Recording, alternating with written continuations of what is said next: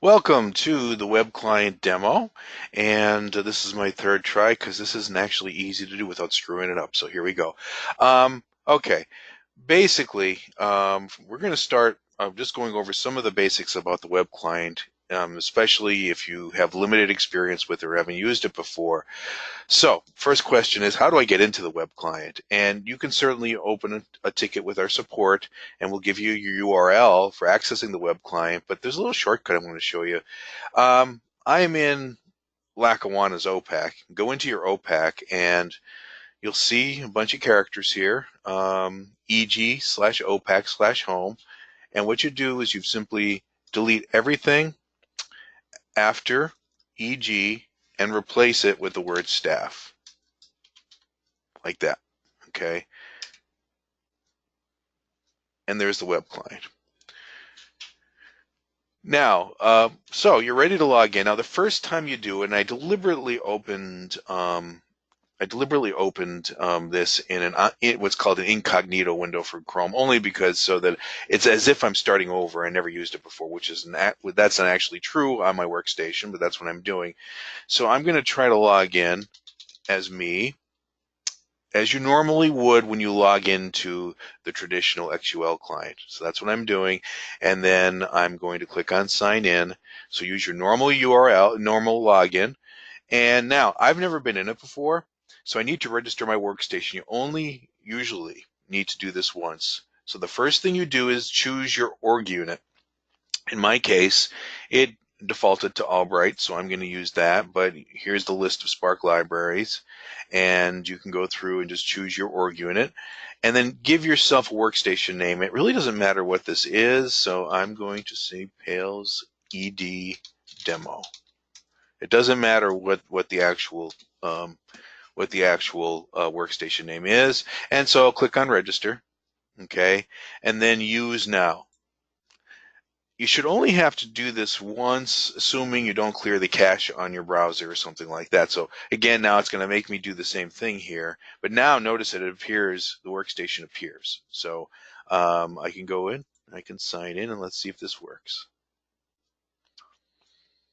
Okay, so it works. And now a couple of things.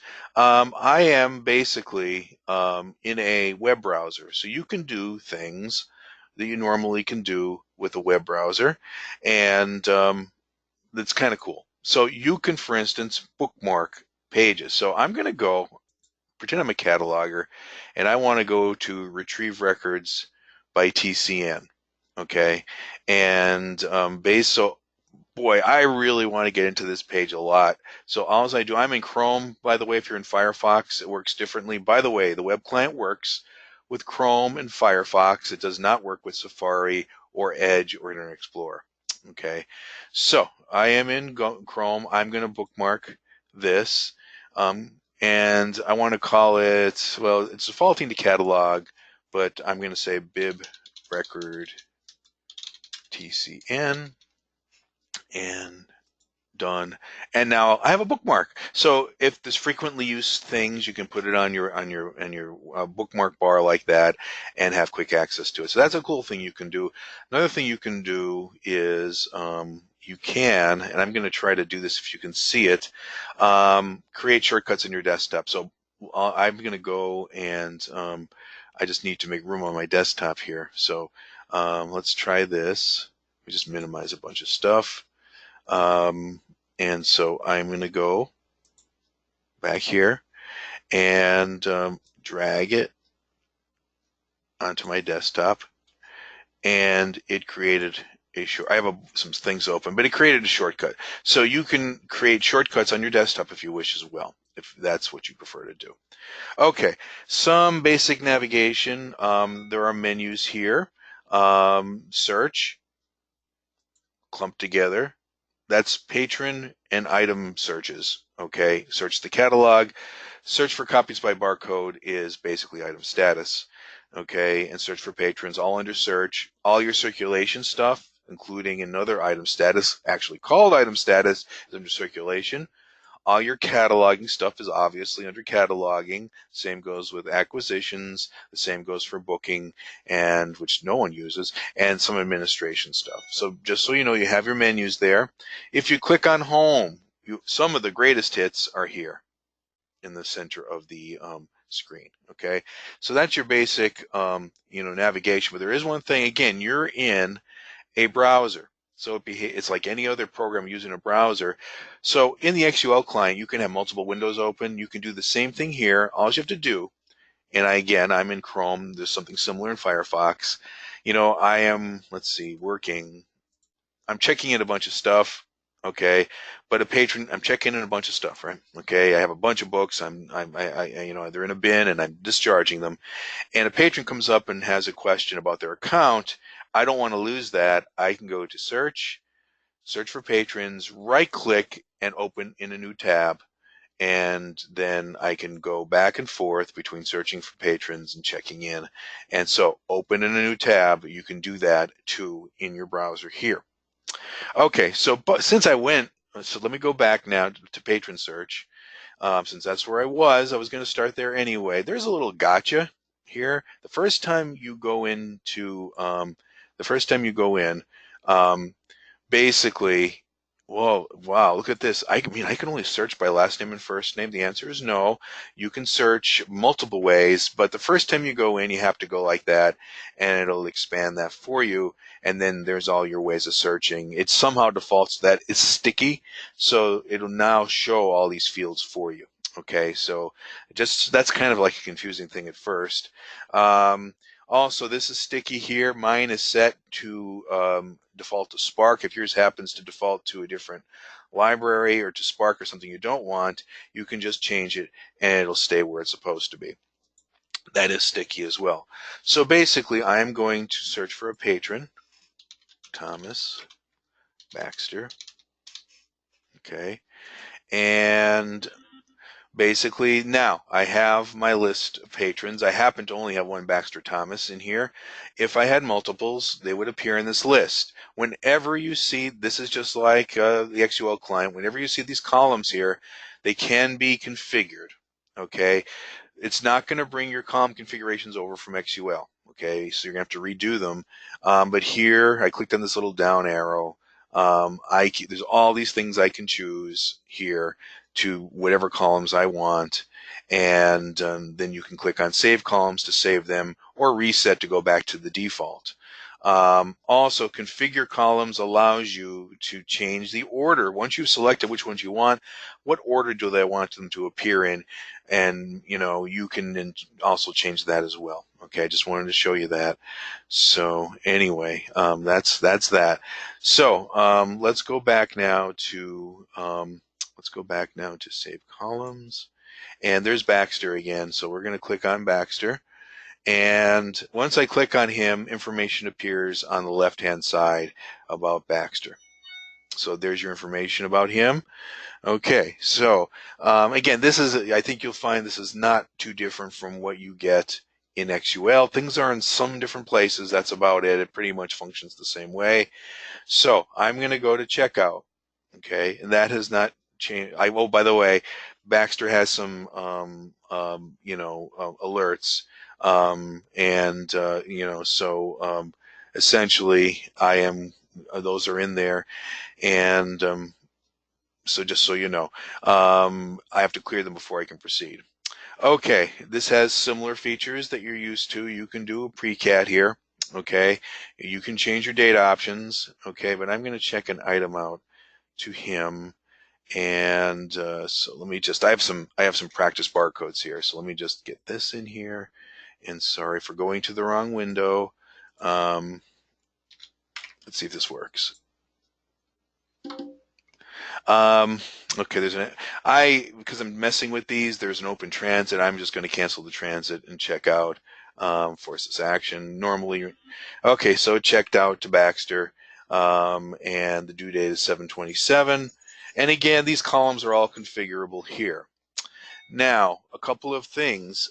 If I click on Done, okay, if I click on Done, and this patron is not configured this way, but in Edit, there is a way you can say this patron gets email receipts, and if that's enabled and you click on Done, the receipt will automatically be emailed to Baxter. Okay, Baxter is not configured that way, but that's what you can do. Also, I can print receipts at this time. If I wish. This is kind of a little of a gotcha in the web client. Basically, it is a browser, so it's going to go through the Windows browser print interface. Okay, before you can print. And the first time you actually try this and try to print a receipt, you may get a bunch of crazy stuff like a big footer and a lot of paper coming out. You have to just modify. Every printer is different. I can't tell you how to do this, but you can go and change stuff in here. Well, I'm changing the destination. I didn't mean to do that, but anyway, you get the idea.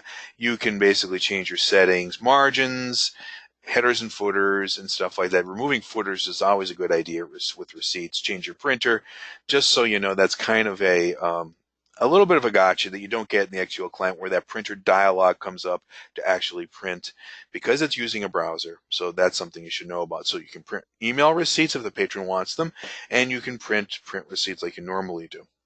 Okay, now items out. Okay, that's the same. Okay, there's a bunch of stuff that the patron has out. And again, there's two ways to do things here. I can either click on a bunch of things and right click, okay, or okay, I can do actions. You can either right click or do actions. You get the same thing, but you select one or more and do right click or do actions to do whatever you have to do. I can determine how many rows display, up to all if you have a lot. I can go from through different pages, and again, you saw this before. I can do things like change the column configuration, or download to CSV, or print the grid itself. So you can do stuff there. You're going to see this propagated throughout as I go. He doesn't have any holds, but if he did, the same thing applies. You can change the columns, you can print CSV for the grid, you can select and perform actions on holds. Not much different from XUL, which is the old Evergreen client. Bills, the same deal. No, everything is the same here for the most part. Okay. What else do I want? Edit. I just want to show you one thing. Edit is pretty much the same. I just want to show you that something you may not have. This appears in XUL, but you may not have noticed it. There is email checkout receipts by default. This now you want to pay attention to, and as you're registering patrons and renewing them, that if the patron wants email receipts, this is how they go about getting it. Okay, by having that checked, and obviously having a valid email address in there. Aside from that, everything else is pretty much the same in Edit. One thing that is different I want to tell you about is that group information is here. And I'm getting an error because I basically did not bother to edit Baxter. So I'm going to go to Other, and I'm going to go to Group Member Details. And apparently, there they are. I had to scroll up. That's a little gotcha here. When I go to groups, for some reason, it tends to go in the middle of the page. It looks like nothing's there. But essentially, I had to scroll up. But essentially, Baxter, the groups are in a slightly different location from XUL. Okay. Now, so that is essentially the patrons. Now we're going to go to search for copies by barcode, otherwise known as item status. And yes, it is called two different things here. Anyway, I'll use the same one. Control C. I could have just done it, and I apologize for going to the wrong browser. Control V. Okay, so item status, no different. Okay, and detail view, no different.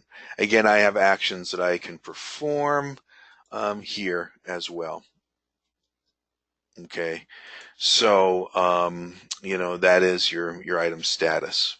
Okay, so, or as it's called here under search for copies by barcode. Okay, search the catalog. No different, really. Is the same as you're used to. Okay. Okay, so that's search. That is search. Okay. Circulation is, really not that much different, really. A couple of things I do want to show you here that just bear, like this checkout, check in, capture holds, pull list. We'll go into pull list here and see what's here. A couple of things about the printing of the pull list has changed a bit. This library has a big pull list, but basically, you can print. Let's see what happens when I do print full list here.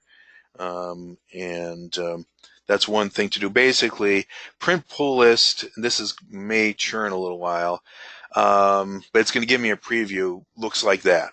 That's here. It's going to give me title, author, shelf location, call number, and barcode.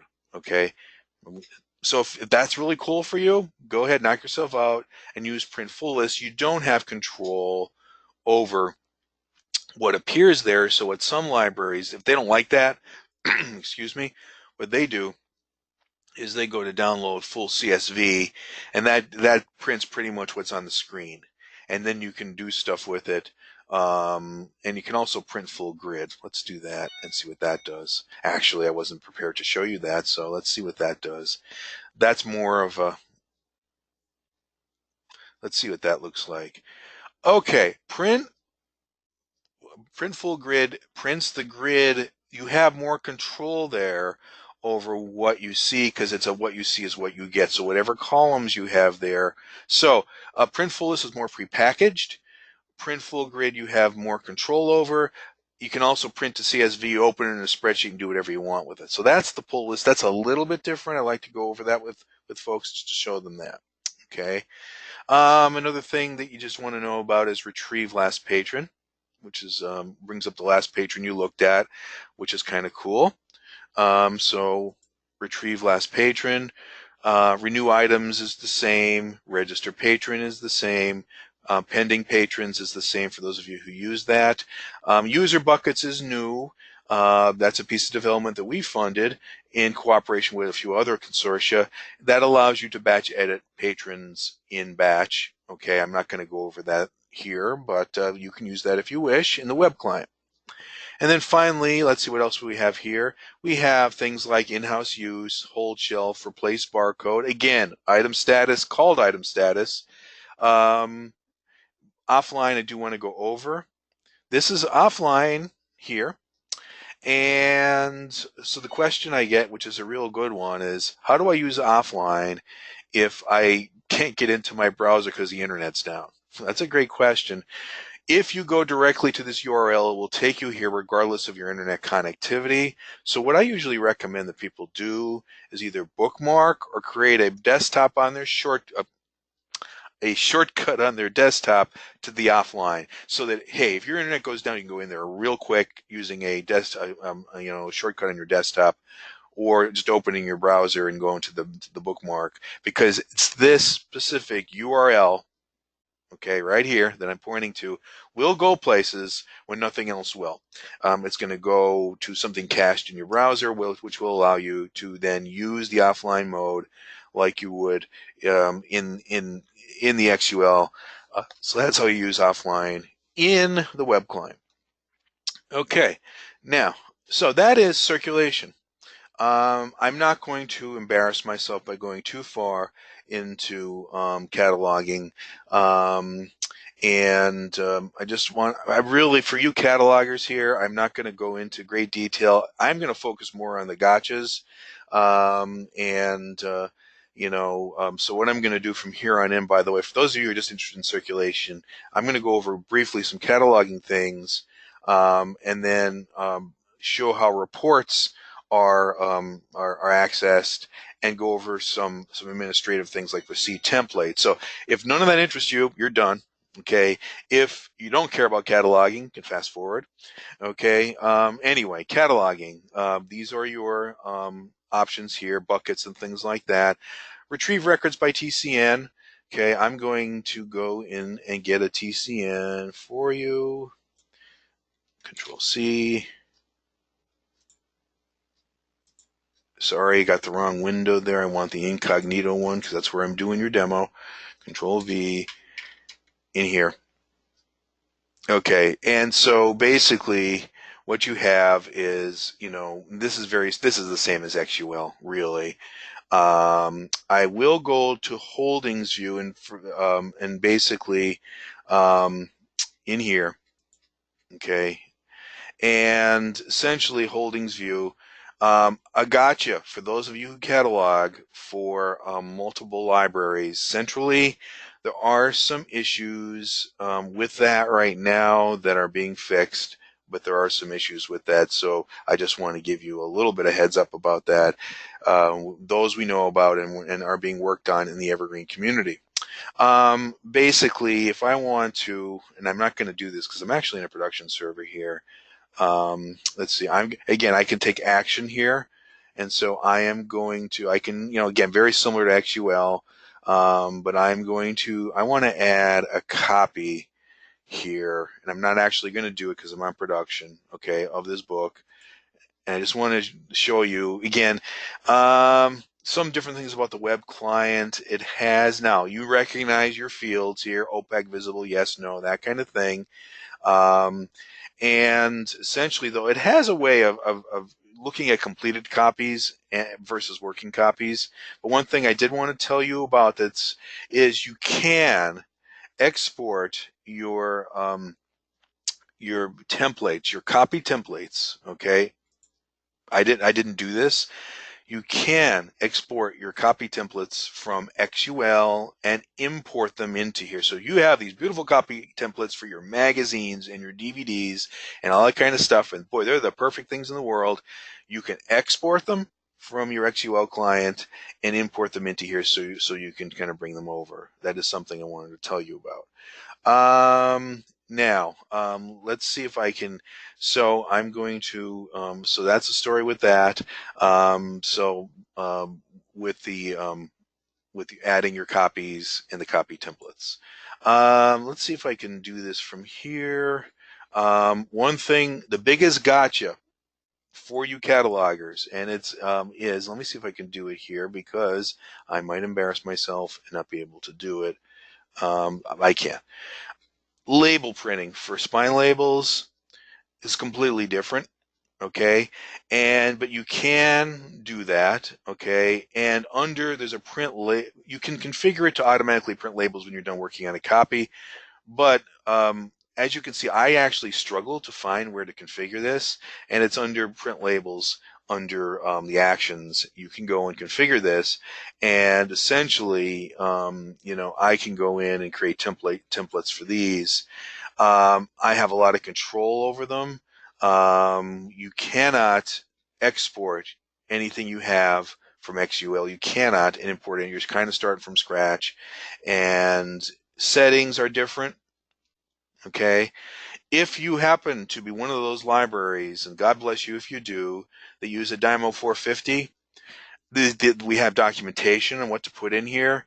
If you have something else, it really is trying to figure it out. I will tell you the hardest thing about moving to the web client are tech services labels. Okay, and anyway, some people have no problem. Some people have to mess with it. This one looks pretty good, actually. But anyway, so your labels, that's the thing. If you're a cataloger, that's what you're going to be struggling with. So just so you know. I don't want to show you any more in cataloging because I'm not a cataloger. I wanted to more show you some of the things to watch out for. The Mark editor and the batch imports and the Z39.50 are not much different. I don't need to show you that. Okay, now those of you who were fast forwarding to reports, that's real easy. It's not much different. Basically, under home, you see reports. And once this opens up, you will see that the reports are looks the same. It looks the same. Okay, I can tell you of a gotcha.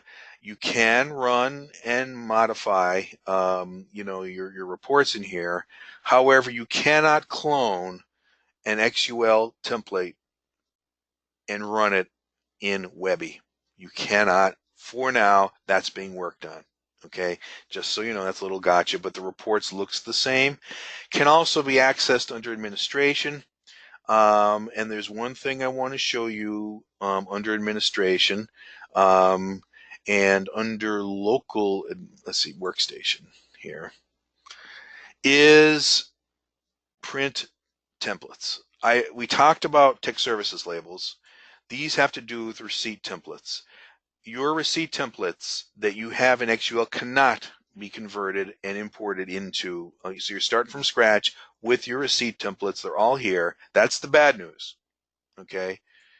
The good news is that customizing them is much easier because look down here, those of you who know HTML, there's a lot of HTML encoding in there, so it's not any kind of crazy kind of coding. So those of you who know HTML can easily modify and customize your receipts. And another thing I wanted to tell you was that the out of the box ones. Okay, the out-of-the-box web client receipts are fine. So if you really like, check out, here's a good one. You know, basically, a lot of people just use that. Don't worry about customize. If you're a library that just, hey, this is fine, you don't have to do anything. You don't have to worry about this. Those of you who've done customizations need to do a little tweaking, but the out-of-the-box are fine by default. So it's the kind of thing where you might go to the web client and worry about the customization later. Honestly, that is all I have to show you about the web client. Essentially, it is not that much different. But if you have any questions, obviously, open up a ticket, post it to the Spark users listserv, that kind of thing. We'd be happy to answer them for you. As more people use it, there's more information out there. So anyway, thank you for your time and happy Webby client using. And that was a terribly butchered outro. So have a good day. How's that sound? Bye.